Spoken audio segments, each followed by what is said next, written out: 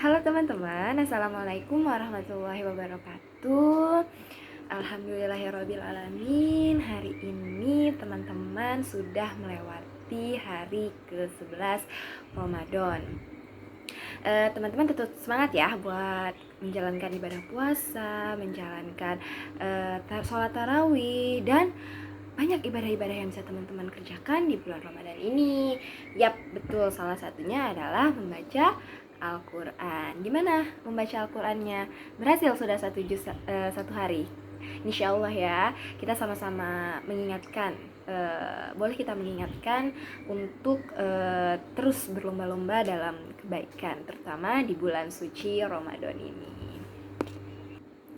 Kali ini teacher akan mengajak teman-teman untuk sedikit membahas tentang Ramadan dan wanita muslimah ya, karena nantinya kita akan merasakan atau mengalami fase balik di mana dosa-dosa, pahala, dan segala perbuatan yang kita lakukan di dunia ini akan dipertanggungjawabkan oleh diri kita sendiri, tidak lagi dipertanggungjawabkan oleh kedua orang tua kita. Nah, untuk itu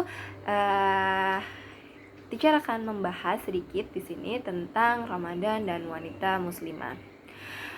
Ramadan seperti yang sudah teacher pernah jelaskan, Ramadan ini merupakan bulan yang berkahnya tidak hanya diraih oleh kaum laki-laki atau kaum Adam, akan tetapi keberkahan Ramadan ini harus bisa juga kita gapai oleh kita ini, para kaum Hawa atau para wanita.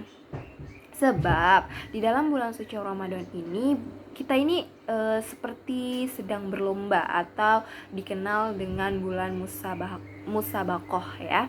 Musabakoh itu artinya perlombaan, di mana semua manusia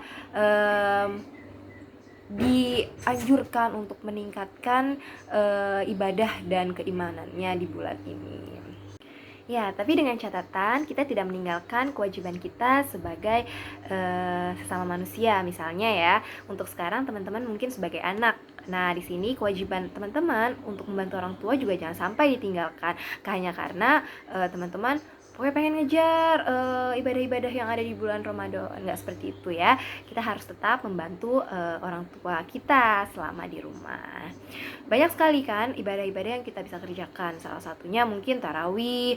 Terus kita sekarang lagi diprogramkan untuk one day one juice.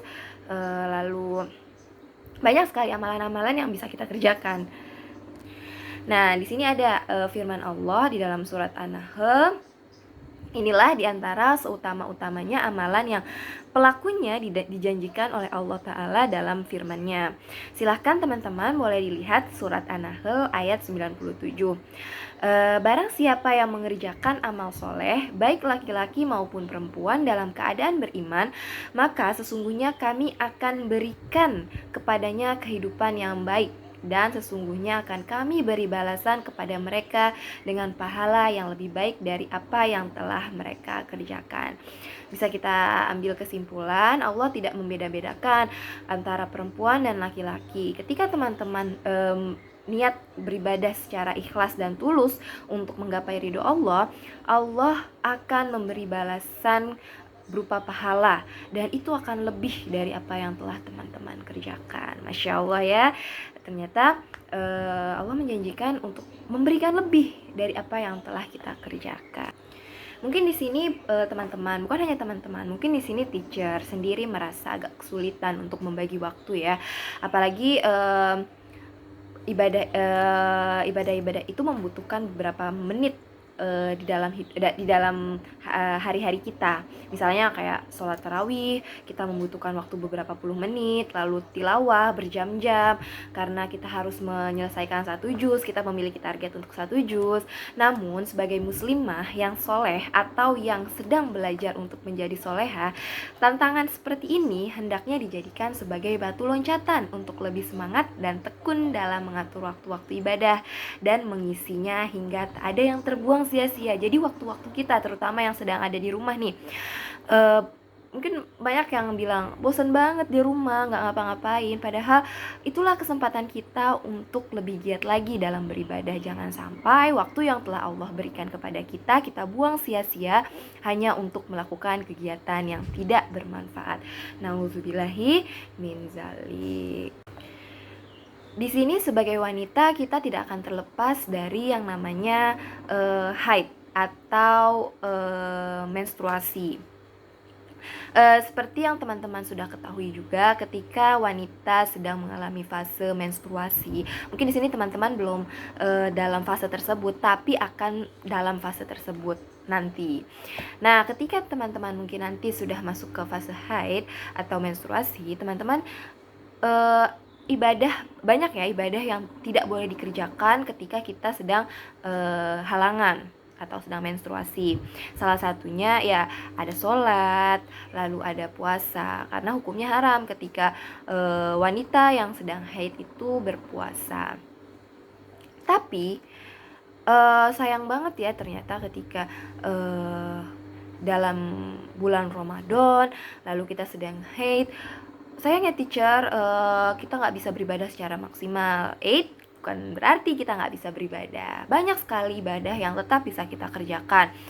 Pada hakikatnya, haid bukanlah halangan bagi seorang wanita muslimah untuk memperbanyak ibadah di bulan Ramadan. Apalagi ketika nanti di 10 malam terakhir, malam Lailatul Qadar.